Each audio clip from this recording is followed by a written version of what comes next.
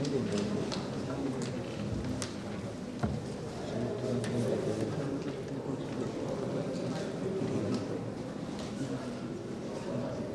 evening, everyone.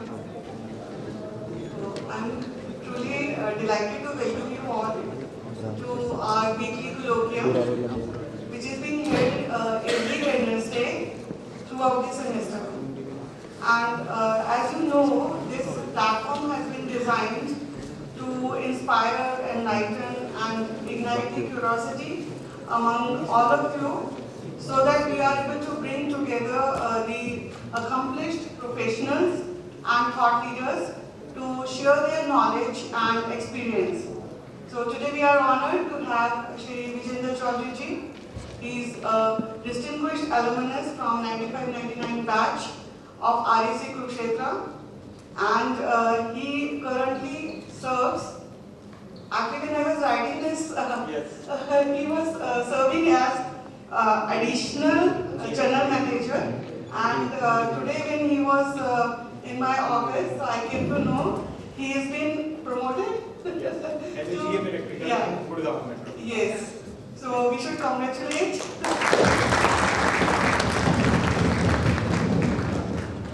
So he is having more than 20 years of professional experience, and his experience spans across the rolling stock and E&M equipment in metro systems. He has completed his secondary and higher secondary education from Rohtak, Haryana, and as we all know, he has graduated from RAC Kurukshetra, and he began his journey as a lecturer at Vaish College of Engineering, Rohtak in 2001. In 2004, he joined Delhi Metro Rail Corporation as an assistant manager, and later was promoted to the Deputy General Manager, Deputy CEE in 2013. In this role, he has been actively involved in technical and quality sale as at the head office of the Metro Bhavan. So in addition to his core accomplishments, responsibilities, he has represented the Nazafgarh depot before the Honorable Parliamentary Committee for Raj Bhasha Compliance in 2017, for which he also received a letter of appreciation from Honorable Rajya Sabha MP, Dr. Satyanarayan Chaitya. So his global experience includes a month-long rolling stock maintenance training in Tokyo, Metro and Japan, and participation in seminar in Berlin, and visits to several other international cities, which further enriched his perspective and expertise. So with his vast experience and noteworthy accomplishments, he is the ideal speaker for today's session. So please join me in extending a warm welcome to Shri Vijendra Chaudhary ji.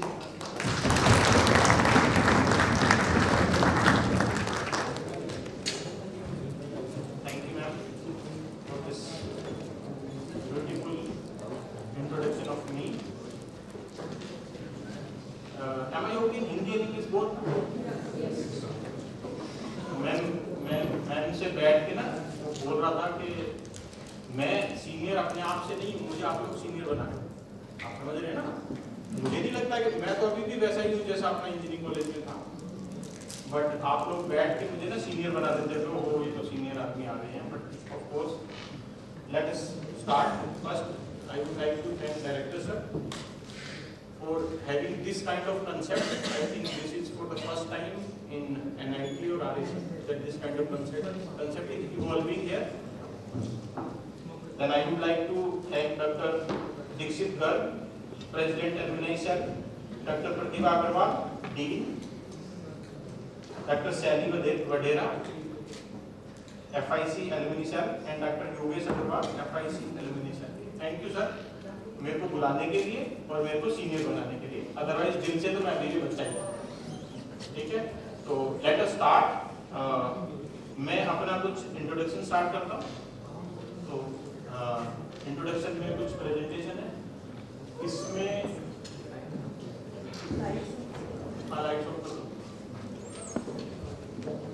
कुछ मैंने लिखा हुआ है introduction, ये मुझे मिला था कहीं ना कहीं से, introduction experience and professional journey.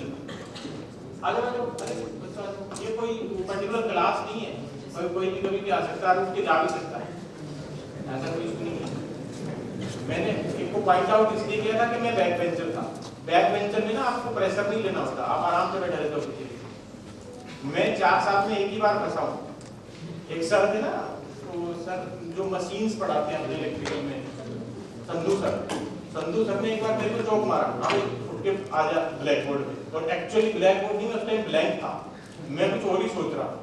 और उस दिन के अलावा फिर मैं नहीं फंसा, फिर मैं अटेंटिव रहा, लेकिन सोचता कुछ और है। मैं भी बैक बेंचर हूँ, इसलिए मैंने वो पॉइंट आउट किया था वहाँ पे। मैं कहा आराम से बैठा है। तो पहली स्लाइड स्टार्ट करते हैं। मैंने कुछ नहीं, 1 मिनट प्लीज। मैंने एक कुछ ब्लैक किया हुआ है, एक्सपीरियंस को ब्लैक किया हुआ है, ठीक है। एक शब्द मैंने ब्लैक किया हुआ है, डियर फ्रेंड्स।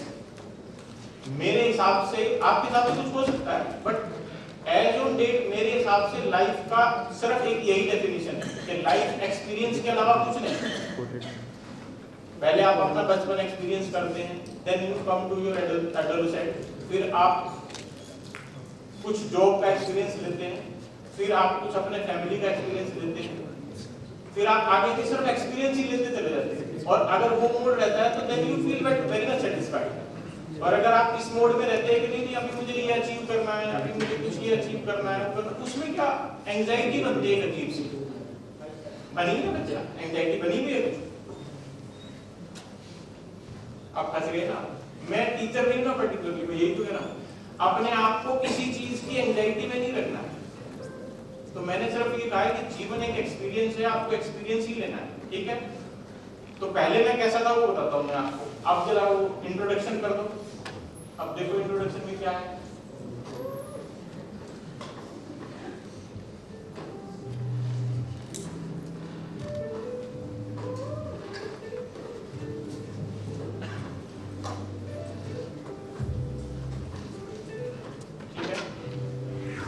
ये मैंने इसलिए दिखाया बस, ठीक है, ओके।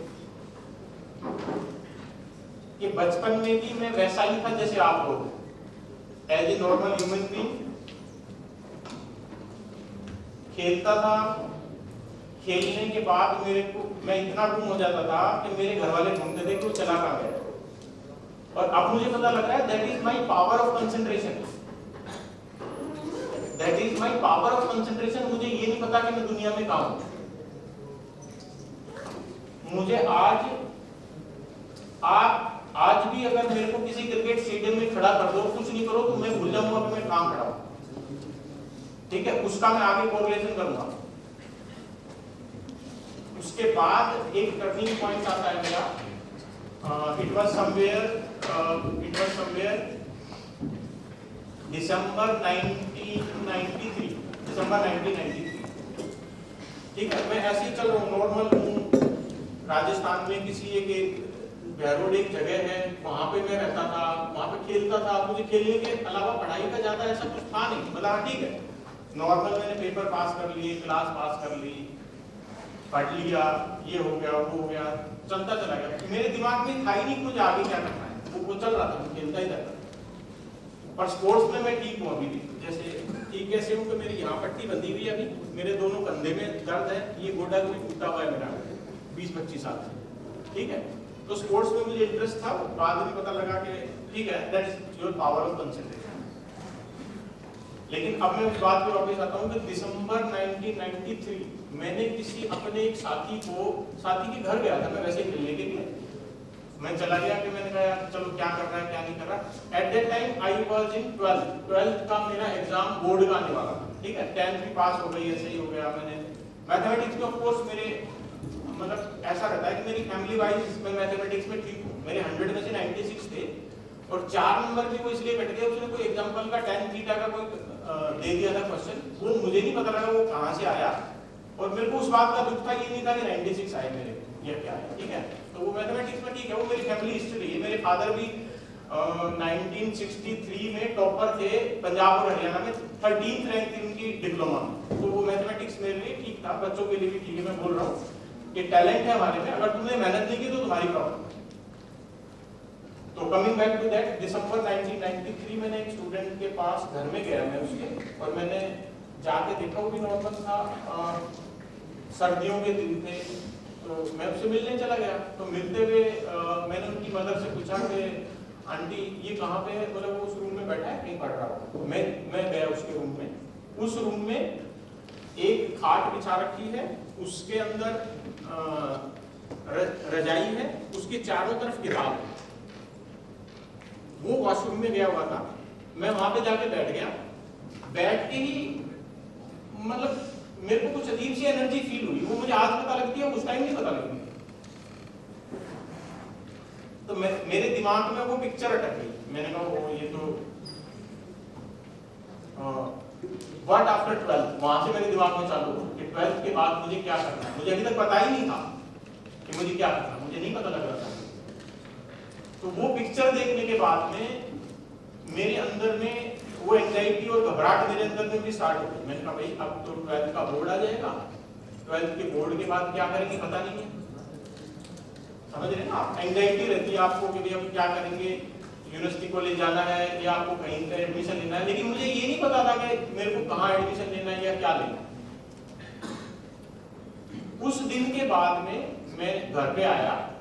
घर पे आने के बाद एक लोहे का संदूक होता था ना पहले अपने यहाँ, लोहे का संदूक छोटा सा होता था घरों में, वो रखा। उस पे मैंने एक साइड इंग्लिश की किताबें, 4-5 किताबें थी सारी रख दी, बगल में मैथ की, फिजिक्स, केमिस्ट्री और ऑफ कोर्स मेरे पास बायोलॉजी था उस टाइम पे, तो बायोलॉजी रखी। बायोलॉजी पे मेरा थोड़ा कम इंटरेस्ट था, बट कई बार उस टाइम पे ना क्या होता है, पेरेंटल प्रेशर में आप ले लेते हो सब्जेक्ट, मैंने वो ले लिया, मुझे कोई दिक्कत नहीं था, वो भी नॉर्मल चल रहा था। उस दिन से, अब वो पता नहीं 13 दिसंबर है 14 दिसंबर है, but it's of course it is December 1993। वहां से मेरा जीवन ट्विस्ट एंड टर्न ले लेता है। उस दिन से मैंने पढ़ना चालू किया। सुबह 5:30 बजे मैं उठता था।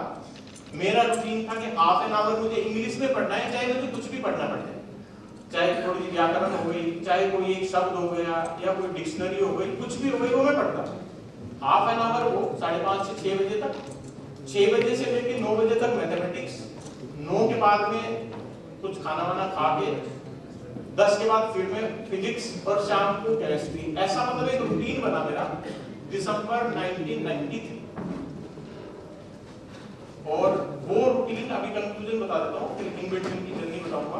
वो रूटीन मेरा 2 साल तक, 94 में मेरा एडमिशन नहीं हुआ एनआईटी में। मेरा फर्स्ट टाइम में 78 नंबर आए थे। 78 में मेरा जनरल में एडमिशन नहीं हो सकता था, नहीं हुआ यहाँ पे। तो मुझे लगा, मैंने कहा वो ये तो कुछ गड़बड़ हुआ, मुझे आइडिया नहीं है। लेकिन नेक्स्ट टाइम में फिर मेरे 109 नंबर आए थे। 444 पहले रैंक थी, लेकिन उस टाइम पे कुछ गड़बड़ हुआ था पेपर में, तो वो पेपर रीवैल्यूएट हुआ, तो मेरी सेकंड टाइम 760 रैंक आई। उस 1995 में हुआ था, कुछ ऐसा इशू हुआ था, पेपर रीवैल्यूएट हुआ, पता नहीं क्या दिक्कत हुई, तो बात नहीं आया। तो अब मैं बताना ये चाह रहा हूं कि that power of concentration tells me कि दिसंबर 1993 से लेके जून 90, आई थिंक मैम जून में होता था पेपर उस टाइम पे या मार्च में होता था।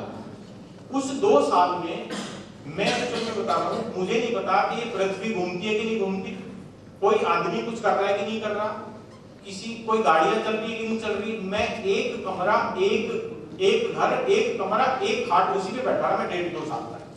सुबह सेम रूटीन था, सेम वही उठना, वही खाना, वही रहना, ये करना, वो करना। मुझे एक इंसिडेंट ध्यान है कि मेरे कजन एक दिन आया था, वो बोलता है कि शादी में चलना है आपको, मैंने कहा नहीं चलना।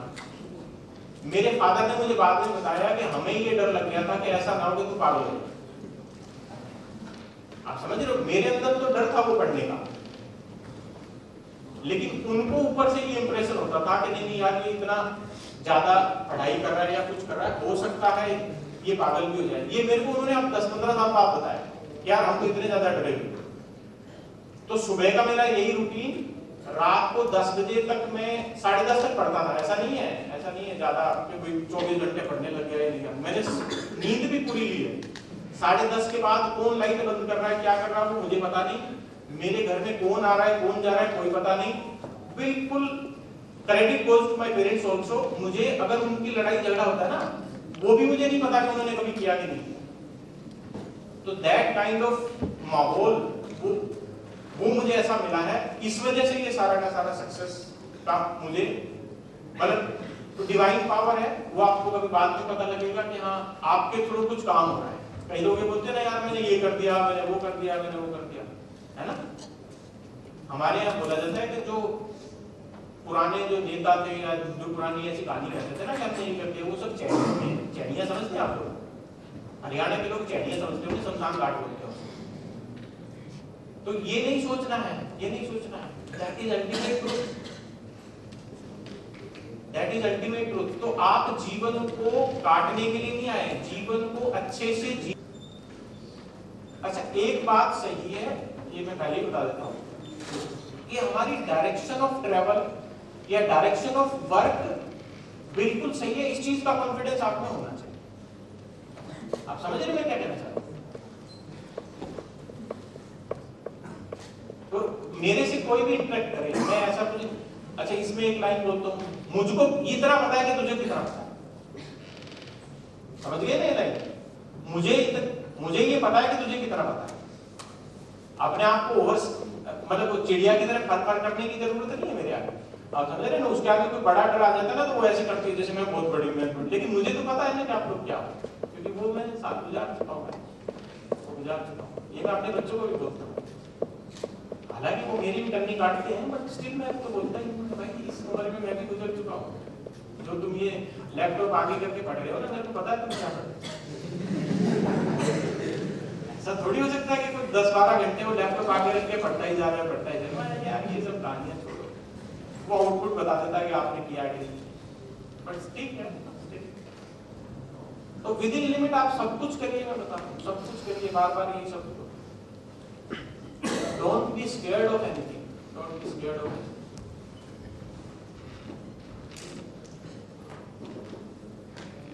एक और बात बोल देता हूँ, मेरी बात मानो या ना मानो सिर्फ सुन लो, ये तो हो ही सकता है।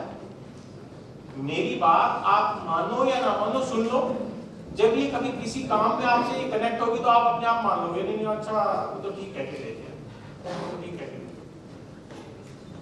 मैं तो कह ही नहीं रहा आपको प्रेस करके कि नहीं भाई ये तो करके ही दिखाएगा, ऐसा नहीं करना है।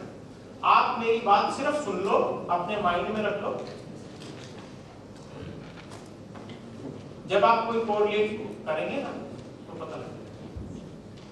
अच्छा कुछ फेसेस मुझे दिखाई दे रहे हैं वो शायद वो वही है जो मैं था, मतलब आंखें खुली है लेकिन वो यहाँ कंसंट्रेटेड नहीं है, मे बी वो कमिटमेंट में हो। तो अभी रुकिए थोड़ा सा, कमिटमेंट शब्द यूज किया मैंने ध्यान रखना। अभी अपनी अपनी तरफ कमिटी करो, दूसरे की तरफ मैनिपुलेट मत हो। लाइफ भी एंजॉयमेंट की है। अच्छा कोई प्रेशराइज भी फील कर रहा है? अभी इस उम्र में कोई प्रेशराइज भी फील कर रहा है? हाथ उठ रहा है क्या? हाथ उठ रहा है प्रेशर फील करने के लिए? हाँ ठीक है, मत फील करो। कुछ नहीं है प्रेशर यार, कुछ नहीं है, सब मैनेज हो जाता है, सब मैनेज हो जाता है। मैंने एक मेंबर ऑफ पार्लियामेंट से पूछा हुआ है, मैं कहा सर मैडम आप इतना प्रेशर कैसे हैंडल कर लेते हैं? बोले कहाँ हैंडल करते हैं, जैसा होता है वैसे चलते चले जाते हैं। तो ठीक है आप ऐसे काटते चलिए, पार्ट एंड पार्ट होता है, सब चलता है, सब चलता है। हॉबी का मैंने आपको बोला था, एक हॉबी तो प्राइमरी ऐसी जरूर होती है, वैसे तो होती है जनरली। यहाँ पे एक आधा होगा ना तो गिटार बजाने वाला होगा, गाने वाला होगा, कोई पेंटर वेंटर होगा, है कोई भाई? नहीं है, हॉबियां खत्म हो गई क्या इस जमाने में? अच्छा एक आधा ऐसा भी होगा जो सुबह कॉलेज में वही है 8:30 लगता है, 9 से चल रहा ना, तो कोई 8:58 पे उठा, 2 ब्रेड उठा के भागा, जैम लगा के भागा, एक चप्पल दूसरी, एक चप्पल दूसरी, कोई एक आदत भी होगा ना ऐसा। आप जब आप याद रखोगे उसको जीवन में। एक हमारे ना मोटा सा आदमी भागा भागा कुछ चैन में लगा रहे यार, मर गए यार। वो हाई फाइन है ना बीबी हाई फाइन तो अटेंडेंस वाला 75 वो करवा दिए। हाई फाइन तो कम होता था, वो यूं कैलकुलेशन होता था कि 4n नंबर ऑफ वीक्स होता था, तो उसमें उन्होंने भाई ये मेरा ट्यूटोरियल जो है मेरा एक बचा हुआ है, अगर इस बार नहीं गया तो डिटेल हो जाऊंगा मैं। सारे दयालु सैली बडेरा मैडम जैसे नहीं होते थे जो एक आधे दे देते थे, एक आधे सर का मैं नाम नहीं बता रहा इलेक्ट्रिकल में, वो अटक गए तो अटक गए थे। तो वो सब भी कार्यक्रम है, वो आप देखोगे वो यार बड़े कलाकार आदमी आते हैं यहाँ। That is our creativity, that is our creativity. मेरी क्रिएटिविटी से कई आदमी वैसे भी डर जाते हैं, मेरे को अब पता लग रहा है धीरे धीरे। मेरी क्रिएटिविटी क्या है? सत्तू समझते हैं? सत्तू समझते हैं? बिहार के लोग समझते हैं। जनरली पानी में पीते हैं, मैं एक दिन आइसक्रीम में डाल के खा गया। मेरा बच्चा कह रहा है पापा आप क्या करते रहते हो? बट वो मेरी अपनी क्रिएटिविटी है इनसाइड की, वो मुझे पहले नहीं पता थी। मेरे को अच्छा लगता है कि अलग अलग चीजों का टेस्ट बनाना, चीजों का सैंडविच को अलग अलग तरीके से बनाना, ये सब आपके इंटरेस्ट है। तो अपने फील्ड जरूर रखिए भाई, एक एक फील्ड कुछ भी हो सकता है, कुछ भी। अच्छा वो जीवन में तुम जरूर फायदा करें, तो जरूर फायदा करें। जब आपको पता लगेगा अरे यार इतने परेशान हैं, भगवान उठा क्यों नहीं रहा है मेरे को, उठाता भी नहीं है भगवान को, वो आपकी रेजिलियंस चेक करता है, वो आपकी रेजिलियंस चेक करता है। तो आप ठीक डायरेक्शन में हैं, सही है, कृपया चलते रहें। किसी भी फील्ड में अपना पैर फंसाएं, उसको एनालाइज करें और आगे बढ़ें, ठीक है? ये मैंने ऑलरेडी लिखा हुआ है, जब मैं बता रहा हूँ आपको। Do all which comes your way। या स्विमिंग भी सीखी होगी ना कि कईयों ने, तो या नहीं सीखी है स्विमिंग? यूनिवर्सिटी वाला चल रहा होगा, यूनिवर्सिटी वाला भी बंद है। कुरुक्षेत्र यूनिवर्सिटी में मैं स्विमिंग सीखी थी, पता है? मतलब मैं एक दिन स्टार्टिंग वाले दिन गया, आधा घंटा हाथ मारता रहा, मैं यार आगे बढ़ नहीं रहा ना वहीं की वहीं, और दुनिया कहती है तो सुनिए पता नहीं क्या हो जाता है। तो सब सीखो यार, सब सीखो, सब सीखो। गर्ल्स की भी कोई हॉबी है या चुगली चपाटी चलती रहती है? नहीं, इससे बढ़िया फेवरेट टाइम पास कुछ नहीं है। ये भी करो तो फिर पूरे मजे से तन मन धन से लगो पूरा। अच्छा इसने ऐसा कहा, जब मैं इसको करके दिखाता करो, कोई दिक्कत नहीं, बट सेल्फ की कुछ हॉबी बनाओ, क्योंकि चुगली चपाटी में दूसरा आदमी चाहिए होता है, तो थोड़ा इशू आ जाता है ना? हाँ क्यों नहीं करती बेटा, मैं तेरे से आगे चला रहा हूँ, तू मेरे बच्चे। अच्छा ये और बात बताता हूँ, हो सकता है तुम जब मैं कॉलेज से निकला तुम तो पैदा ही नहीं हुए भाई, 99 पास आउट हूँ मैं, डेट ऑफ बर्थ उसके बाद लाओ, तो तुम तो अपने बच्चे जैसे हो, समझ रहे हो ना? तो उस हिसाब से देखो भाई, करो करो, हॉबी जरूर बनाओ भाई, हॉबी जरूर बनाओ। इवन मार्केट में घूमना भी एक हॉबी है, मार्केट में घूमना भी एक हॉबी है। मेरी हॉबी है ट्रैवलिंग, और बाय डिफॉल्ट मेरे को रास्ते याद हो जाते हैं, मेरे को रास्ते की पिक्चर बन जाती है। ये ड्राइवर की आधी तनख्वाह में ले लेता हूँ, मेरे मैंने कहीं कर तू तनख्वाह, उसके सारा रास्ते दिल्ली के मैं बताता हूँ, मैं कहा वैसे चला वैसे चला वैसे चला वैसे। तो मतलब वो मैं ये नहीं कर रहा कि, मैं तो सिर्फ आपको पॉइंटेड चीज बता रहा हूँ कि आपके अंदर पक्का कोई ऐसा टैलेंट होगा। मेरे साथ का एक लड़का डीसीपी है, उसकी हॉबी है क्रिकेट के सारे स्कोर, ऑलमोस्ट पिक्चरों के बारे में, गाने के बारे में, वो सब याद है उसको, वो सब याद है उसको। तो आपकी हॉबी भी ढूंढिए। अच्छा एक और बात बता देता हूँ, मैंने कुछ एग्जाम दिए थे पर नौकरी लगने के बाद छोड़ दिया। तो मैंने पब्लिक एड की कोई किताब पढ़ी थी कोई एग्जाम देने के लिए 108 बार, 108 टाइम्स, क्योंकि इंटरेस्ट बन गया मेरा। तो आपकी कुछ हॉबी जरूर होगी। अच्छा सोना भी एक हॉबी है, sleeping is also a hobby, बहुत अच्छी हॉबी है। कईयों को ज्यादा दुनिया में नींद नहीं आती है, मैं कह मेरे को 10 बजे के बाद कोई रोक नहीं सकता। 10 बजे के बाद मतलब जिस दिन मैं रात को जगने चला, मैं आज तो मौत आ गई, मर गया। तो इसलिए होगी जरूर मल्टीपल हो जाए, ऐसा बहुत अच्छी चीज है। कमिटमेंट मैंने सब जल्लाई सा रखा है, अपने हिसाब से सब लोग देखें। मतलब मैं जनरली ये रेकमेंड करता हूँ कि जब तक आपकी नौकरी ना लगे, कहीं कमिटेड ना हो तो अच्छा है, बट हो गए तो फिर उसमें मैं कुछ नहीं कर सकता। सजेशन ठीक है, नेक्स्ट चलते हैं। किसी का कोई क्वेश्चन नहीं आ रहा, या तो बात सबको समझ में आ रही है, कुछ भी समझ में नहीं आ रहा। ठीक है, नेक्स्ट। हाँ ठीक है, ये दिखाते हैं कितना सिंसियर आदमी था ना। ये हॉस्टल का है, ये भी हॉस्टल का है सारा, ये सारा हॉस्टल। ये 1 मिनट रुकना चाहिए, कौन से हॉस्टल का है? 4 द्रोणाचार्य का है, ये भी द्रोणाचार्य। ये मेरे रूम के अंदर है, 158 और 136 है, आपको आइडिया नहीं है।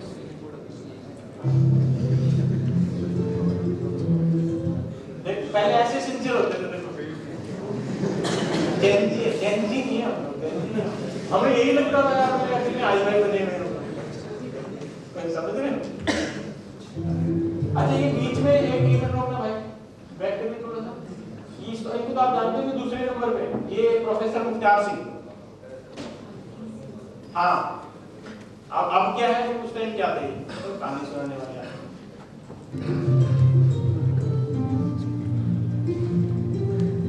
ये क्वेश्चन नंबर 4। अच्छा एक मिनट, देखो एक और बात बताता हूँ, ये तो इसलिए दिखा रहा हूँ, जो मन में आता है वो करिए, लेकिन कृपया विद इन सेफ लिमिट। ये चलती हुई ट्रेन में मैं दरवाजे पे बैठा हूँ, रेकमेंड नहीं कर रहा हूँ, समझ रहे हो ना? इसको बैक साइड करना है। एक कुरुक्षेत्र यूनिवर्सिटी का बेटा बैक थोड़ा तो मुझे बता नहीं छोड़ेगा। एक बात मैं बताता हूँ, देखो मैं यहाँ पे एडमिशन क्यों लिया था, पढ़ाई तो एक आइडिया था, लेकिन मेरी हॉबी थी कि घर में रहते हुए मुझे 20 साल हो गए, मुझे बाहर निकलना। ये भी देखो किस चीज का क्या रीजन बन जाता, समझ रहे हो ना? और एक्चुअल में जब मैं कुरुक्षेत्र यूनिवर्सिटी में फर्स्ट टाइम गेट नंबर 1 से एंटर हुआ, तो मुझे लगा कि मैं शायद स्वर्ग में आ गया। दोनों तरफ फूल, दोनों तरफ घास, इतने अच्छे अच्छे पेड़। मेरे को लगा, मैंने कहा अच्छा देश में ऐसी जगह भी है क्या? लिटरली मेरे अंदर से आता है। गेट नंबर 1 से जब अपन एंटर करते हैं, यूनिवर्सिटी की बात कर रहा हूँ, यहाँ की बात कर रहा हूँ मैं, उधर से मैं तो अपना एक्सपीरियंस शेयर कर रहा हूँ। अभी तक सब एनआईटी सोच रहे थे क्या? गेट नंबर 1 यूनिवर्सिटी का बोल रहा हूँ, गेट नंबर 3 है और 1 2 है। नहीं इधर वाले 1 गेट नंबर 2 गेट लिटरली मेरे को लगा था, मैंने कहा अच्छा यार ऐसी भी दुनिया होती है। तो you are blessed for 4 years, you are blessed for 4 years कि आप ऐसी जगह में रह रहे हैं जिसमें आपको पता नहीं कि आपको कितनी ऑक्सीजन मिल रही है, लेकिन ये आपको बाद में पता लगेगा। जब एक उम्र हो जाएगी ना आपकी, तो पता लगेगा यार वहां तो बहुत ऑक्सीजन मिल रही है। लिटरली ऐसा है यहाँ पे। मैं आपको ये बातें इसलिए पॉइंट आउट कर रहा हूँ ताकि आप एट प्रेजेंट को के जीवन को भी जियो, ना कि 4 साल काट के जाओ। पढ़ना भी खूब है, घूमना भी खूब है, शरारत भी खूब करनी है, सब खूब करना। आप सेटिस्फाइड फील करें।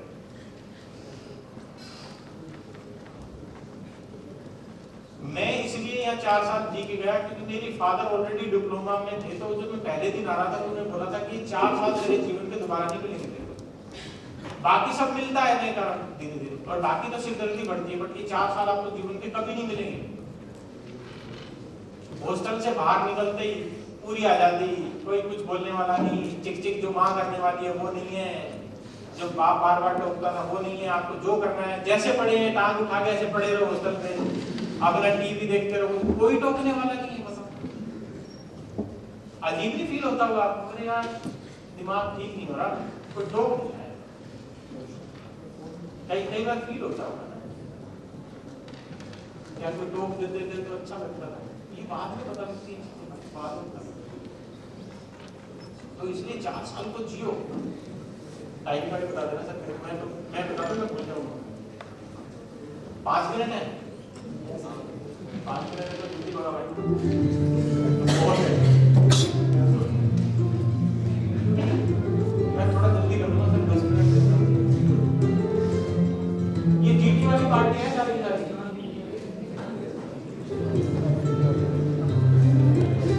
ये सिर्फ यही एक खोखा होता था पहले, कुछ नहीं था बाहर में, कुछ नहीं था, ये खोखा है बस, एक खोखी है, खोखा है, पता नहीं क्या नाम है।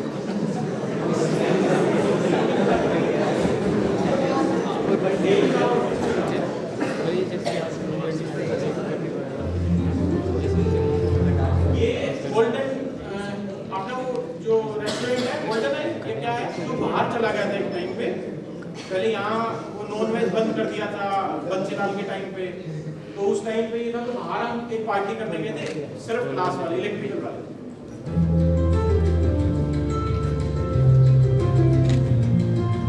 ये घूमने के लिए गया हूँ मैं बॉम्बे, एक्सपीरियंस शेयर करता हूँ, फिर पकड़ता हूँ।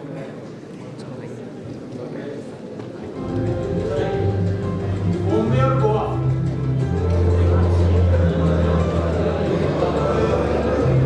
अच्छा मैं हीरो बनने की कोशिश तो बहुत करता था, पर उस टाइम पे तो लगता नहीं था ऐसा ही, मैं जोड़ दिया, पता लग गया यार क्या था, पर ठीक है। ये शिमला का है, शिमला का रीत का है, आई थिंक गए होगे कोई घूमने वहां, तो याद होगा आपको, घूमने गए कि नहीं गए कोई भी? आवाज नहीं आ रही यार, बोर हो रहे हैं 4 साल। चलिए आगे, अश्विनी सर हमारे गाइड। अच्छा बॉम्बे की घटना और बता देता हूँ मैं आपको, एक ही मिनट बताऊंगा। बॉम्बे हम घूमने गए थे, तो हम 6 आदमी थे जो पार्टी में घूम रहे थे। घूमते घूमते क्या हुआ, 4 आदमी मिले हमको, वो खेलते थे, इधर पता नहीं इधर कर देते हैं, गिलास इधर कर देते, उसके नीचे गोटी रख देते हैं, आप पैसा लगाइए, 5 रुपये का 10 रुपये बन जाएगा, बन जाएगा, बन जाएगा। हम में से एक आदमी ल्यूर हो गया, ल्यूर हो गया मतलब समझ गया, उसको लगा यार ये तो बड़ा आसान है, पैसा लगाना बड़ा आसान है, ये पैसा लगता है, ये लगता है। वो लगाते लगाते वो उसको 800 रुपये तक ले गए, 100 रुपये का दूसरा जितवा दिया, 200 दे दिया उसको, फिर उससे 100 रुपये लगवाए, फिर 200 जितवा दिए। फिर उनके आसपास जो खेलते हैं ना, जो खड़े हुए आदमी, वो भी उन्हीं के होते हैं, ध्यान रखना। वो सिर्फ जीत के दिखाते हैं, क्या कोई लगा ले पैसे लगा ले। उसने 800 रुपया लगाया, उस टाइम 800 रुपया बहुत होता था मेरे भाई, वो हमारा महीने भर का खर्चा था। उसने 800 रुपया लगाया और वो उससे ज्यादा पोस्ट किया, तो उनको पता लगा ना कि इसके पास इतना ही पैसा होगा, वो लगाया और उसका सारा का सारा हरा दिया। अब वो आदमी वहां बैठ गया, मैं इनको मारूंगा, ये करूंगा, वो करूंगा। मैंने कहा भाई साहब ये यहाँ से, वहां पे जुहू चौपाटी या बॉम्बे में एक्चुअल में मतलब मोर और लेस उनका गिरोह होता है, ग्रुप होता है,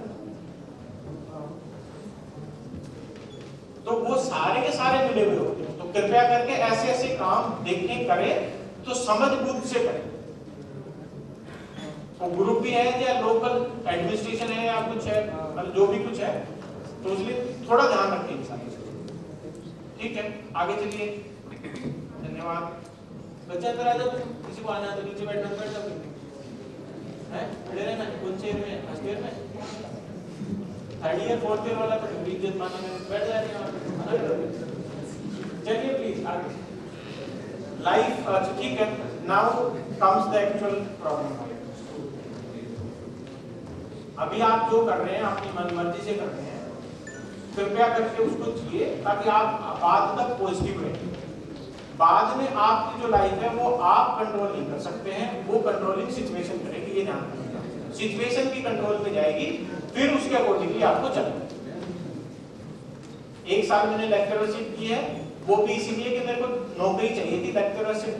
तो सर महान है जो इतना लेक्चर दे सकते हैं, मैं नहीं दे सकता, मेरे बस का नहीं। उस टाइम मैंने तैयारी की, फिर बीच में कुछ नहीं हुआ तो मैं और भी पढ़ाने चला गया था, लेकिन एक्चुअल में मेरा मतलब मोटो बैक तो पॉइंट ये था कि मेरे को कहीं ना कहीं गवर्नमेंट या पब्लिक सेक्टर में कहीं ना कहीं जॉब। 14 जून 2004 से मैं डीएमआरसी में हूँ फर्स्ट जो डिपो था शास्त्री पार्क जिसको बोलते हैं, डीएमआरसी का जो कंसीव हुआ उसमें मैं इंचार्ज रहा हूँ। आगे करिए, देखते हैं आगे। ठीक है, इसके बारे में अभी मैं बताता हूँ। अब थोड़ा प्रोफेशनल साइड आ रहे हैं, वो हो गया है कंप्लीट, मजाक वाला काम पूरा हो गया है। थोड़ा सा मैं एक्सपीरियंस आपको शेयर कर देता हूँ। तो 2004 में मेरी जर्नी स्टार्ट हुई, जब डीएमआरसी या मेट्रो जो स्टार्टिंग ही हो रहा था। एक लाइन खुली थी केवल 5 या 7 किलोमीटर की, इंद्रलोक से लेकर शादरा तक। उसके बाद की कहानी पूरी की पूरी मैंने विटनेस कर रखी है। और मतलब हमारे यहाँ पे डिसीजन मेकिंग में कोई भी दिक्कत नहीं है, सब डिसीजन मेकिंग होता है। सिर्फ एक हमारी यही एक ड्यूटी है। और डिसीजन मेकिंग में अब बात होती है ना कि आप परफेक्ट आदमी वो है जो काम ही नहीं करता है, वो परफेक्ट हो जाएगा। लेकिन मैं तो परफेक्ट नहीं, हम काम करते हैं तो गलतियां भी होती है। तो हमारे यहाँ पे ग्रुप जो एक डिसीजन लेता है तो उसमें अगर गलतियां होती है तो एक दूसरे का साथ दिया जाता है। जनरल हमारे यहाँ क्राइटेरिया ये रहता है अभी तक मैनेजमेंट में। ये हम तो सीधा जाके बॉस को बोल दिया करते थे कि सर ये ऐसा है और ये मेरे से ये गलती हो गई है, बात ऐसा है हमारे यहाँ सिस्टम में ऐसा है। फिर बोला जाता था चलो ठीक है देखिए। इवन मेरे को भी 1-2 बार बोला गया कि भी आप अपने जेई को टर्मिनेट कर दो, ये कर दो, वो कर दो। मतलब मैं खड़ा और बोल पड़ा, मगर नहीं सर ऐसा नहीं हो सकता, मैं नहीं करूँगा। हालांकि वो लोग कहते हैं कि आप ऐसा क्यों बोल रहे हो, लेकिन मैंने कहा नहीं सर ऐसा नहीं हो सकता। ये हो सकता है कि इसकी इतनी गलती है एज पर माय नॉलेज, मैं ये कर दूँ। बॉस को भी कई बार लगता है, बट बाद में सब रियलाइज कर लेते हैं कि नहीं नहीं ठीक है भाई, इस पे इस हिसाब से गलती थी, इतनी बड़ी इसको सजा नहीं दी जा सकती। तो हमारे सिस्टम में ऐसा है। ठीक है, नेक्स्ट। अच्छा 1 मिनट, ये मैं बता देता हूँ, ये जस्ट मैंने जनरलाइज करके लिखा है। इतने हमारे पास डिपार्टमेंट है, जैसे सिविल हो गया, ट्रैक हो गया, सिविल से रिलेटेड है। आरएस रोलिंग स्टॉक जो है ना वो एक टेक्निकल शब्द है, बट जनरली वो ट्रेन को बोला जाता है। ट्रेन को टेक्निकल भाषा में रोलिंग स्टॉक बोला जाता है। नेक्स्ट ट्रैक्शन, ओएचई को ट्रैक्शन बोला जाएगा। ओएचई मतलब ओवरहेड कैटनरी पे जो तार चलता है, मैं जनरली बता रहा हूँ। ईएनएम मतलब इलेक्ट्रिकल एंड मैकेनिकल है। इलेक्ट्रिकल एंड मैकेनिकल का मतलब है लाइट हो गया, एसी हो गया, ईसीएस सिस्टम बोलते हैं जिसको कि बड़े-बड़े स्टेशनों पे, अंडरग्राउंड स्टेशनों पे काफी बड़ा ईसीएस सिस्टम है, तो उसको जनरली ईएनएम डिपार्टमेंट बोला जाता है। जनरली अभी एज ऑन डेट जैसे कोई एग्जांपल दिया जाए तो मेरे पास टोटल मिला के 105 स्टेशन के आसपास हैं जो कि मैं मेंटेन कर रहा हूँ अलग-अलग लाइन का। ठीक है, सिग्नलिंग एक डिपार्टमेंट हो गया। इनका बाद में इंपॉर्टेंस में 2 मिनट का बता दूंगा आपको। फिर टेलीकॉम हो गया, सबको पता है फोन वोन का कनेक्शन, ये सारी चीजें हमारे यहाँ थ्रू आउट द नेटवर्क हमारा इंटरनल नेटवर्क है। हम इंटरनली फोन एक दूसरे को पूरी दिल्ली में कहीं भी कर सकते हैं। फाइनेंस, एचआर और बिजनेस डेवलपमेंट ये जनरल डिपार्टमेंट्स हैं डीएमआरसी के या दिल्ली मेट्रो के, वो मैंने आपको बताया है। इसमें से आप भी कहीं ना कहीं कंट्रीब्यूट कर सकते हैं इन फ्यूचर। Next please. ये मैंने आपको बताया planning and construction started in 1997 और इसका ऑपरेशन स्टार्ट हुआ 24 दिसंबर 2002 और मैंने 2004 में ज्वाइन किया। फर्स्ट सेक्शन में 6 स्टेशन खोले थे, सॉरी मैंने 11 बताया था। फर्स्ट लाइन रेड लाइन 30,000 से शारदा तक हुई है और उसके बाद में मैंने बताया कि as on date total 12 lines है, 12 लाइन आ रही है। इसमें Noida, greater Noida, rapid metro, airport express line included है। टोटल नेटवर्क 400 किलोमीटर है और ये वर्ल्ड में 4थे नंबर पे है। और सून जैसे फेज 4 कंप्लीट होगा तो हम वर्ल्ड में नंबर 2 पे या नंबर 1 के आसपास आ सकते हैं। सबसे ज्यादा आई थिंक चाइना में है 700 किलोमीटर के आसपास। ठीक है, नेक्स्ट प्लीज। राइडरशिप, मैं आपको आज की राइडरशिप एवरेज बता देता हूँ। 70 लाख पैसेंजर्स अप्रोक्सीमेटली ट्रैवल करते हैं, तो वो लगभग 70 लाख पैसेंजर्स। बाकी टेक्निकल टर्म्स हैं वो भी नहीं समझ में आएंगे। ठीक है, next.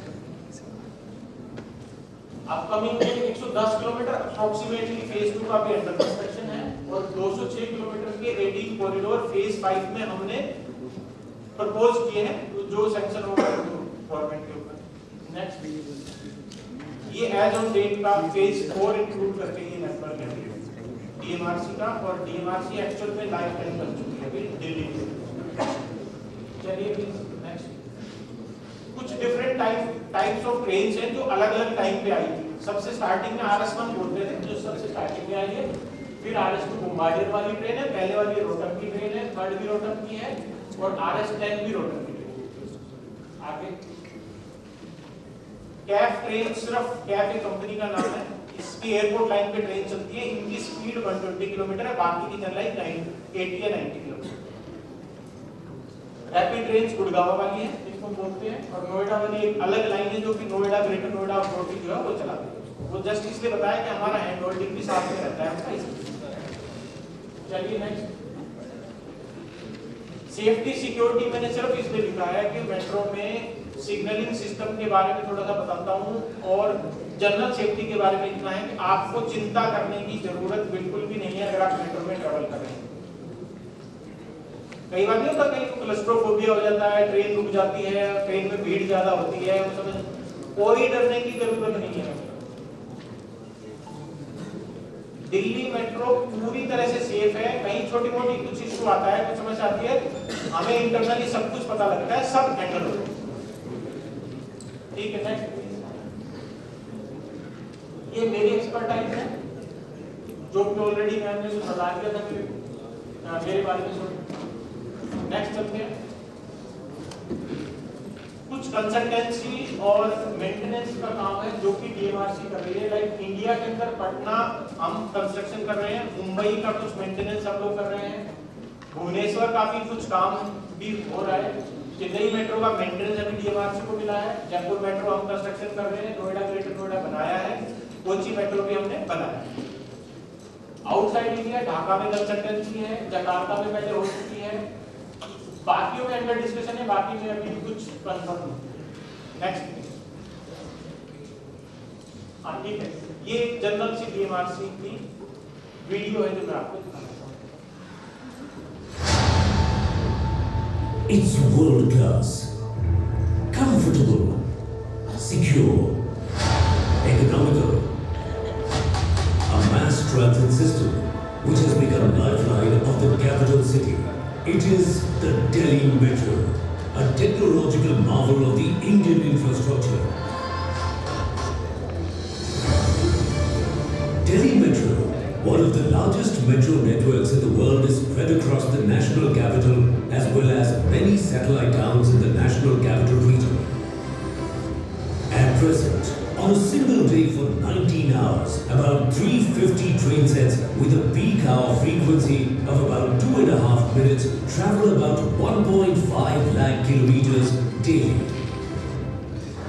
The DMRC opened its first corridor between Shahadra and Tisazari on the 25th of December 2002. Subsequently, the first phase of construction work, 65 kilometers of metro lines, was finished 2 years and 9 months ahead of schedule in 2005. Under the second phase, DMRC added another 125 kilometers of metro network in only 4.5 years. Another expansion of about 190 kilometers in phase 3 has brought the Delhi Metro on the world map, and it has become an incredible tale of time which has been successful in providing quality services. Today, the metro network has woven a web of 29 interchange stations to provide number of alternate and shorter routes to commuters. Presently, DMRC is also engaged in the construction on 3 priority corridors comprising 65 kilometers under its phase 4. 2 of these corridors are the extensions of existing Pink Line and Magenta Line, bringing more localities of Delhi within the reach of Delhi Metro network. The third corridor is coming up as Golden Line, connecting the existing Violet Line with the Airport Express Line. DMRC started its operations with ATS signaling system in ATP mode in 2002, which was upgraded to ATO mode as the network expanded. In 2020, fully automated driverless metro service was also inaugurated by the Honorable Prime Minister. This driverless train is working in line A. Anybody can witness. हमारे यहाँ इस पर driver नहीं है कोई, train अपने आप चलती है। दरवाजे अपने आप खुलेंगे, अपने आप बंद होंगे, आगे अपने आप चलेगी, वो सब रिवर्सल वगैरह वो सब अपने आप ऑटोमेटिक है, वहाँ आदमियों की जरूरत नहीं है। On the Magenta Line.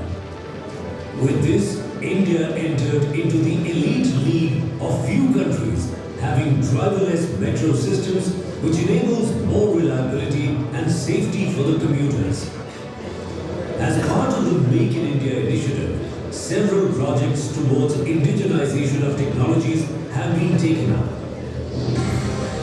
Recently, DMRC took a major step towards development of an indigenously built CBTC-based signaling system for metro railway with the launch of IATS, which is an important subsystem of the signaling system.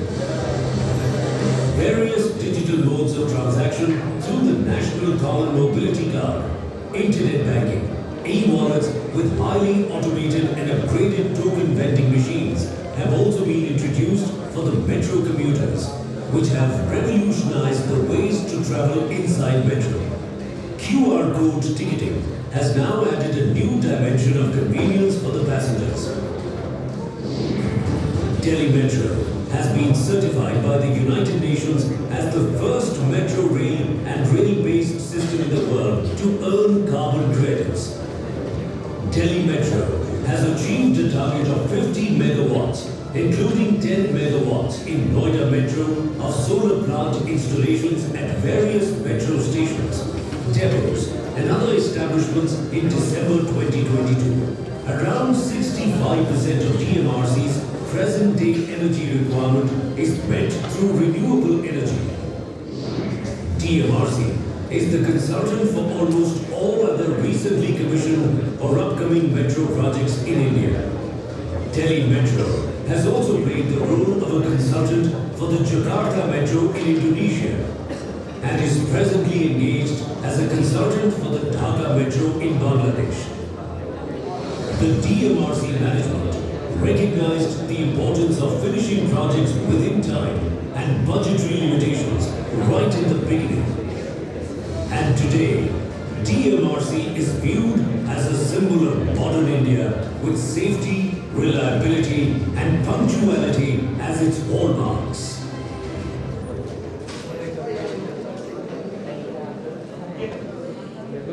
I would like to thank now my part is complete. This carbon credit is my, not mine, मतलब ऊपर वाले ने मेरे through कराया। Carbon credit का जो United Nations में audit होता है और फिर उसके बेस पे हमें कुछ फाइनेंसेस या कुछ पैसा मिलता है, दैट वाज डन बाय मी। इसमें मेरा कंट्रीब्यूशन है और solar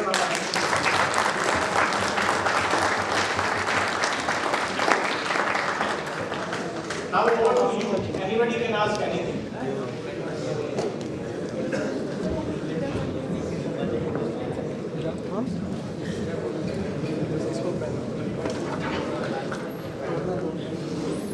No questions. Even Nicholas, सबको समझ में आ गई? It is very good.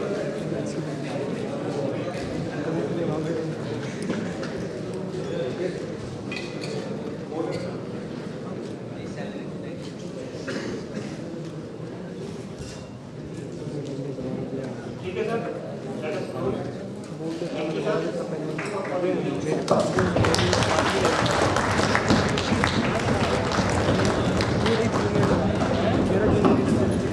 Thank you so much, sir, for that insightful and inspiring talk. You have given so much to think about, especially the stories that you shared, the pictures and old memories. It's really have been an enriching experience. Please give him a huge round of applause.